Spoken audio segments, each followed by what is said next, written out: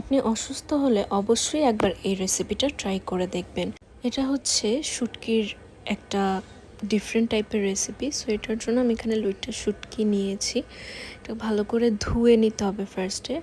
একবার ধুয়ে তারপর এটাকে আগে টেলে নিতে হবে কিছুক্ষণ।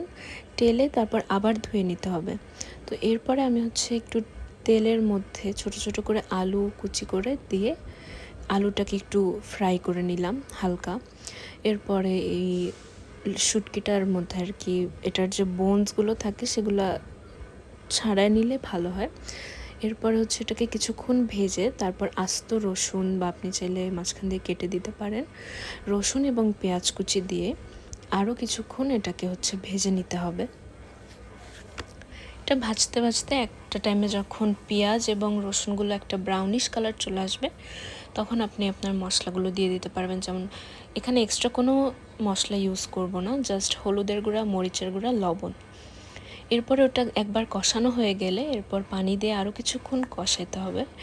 এরপরে আলু এবং যেহেতু আমরা একটু ঝাল পছন্দ করি, আপনি আপনার প্রেফারেন্স অনুযায়ী মরিচ দিতে পারেন, চাইলে না দিতে পারেন।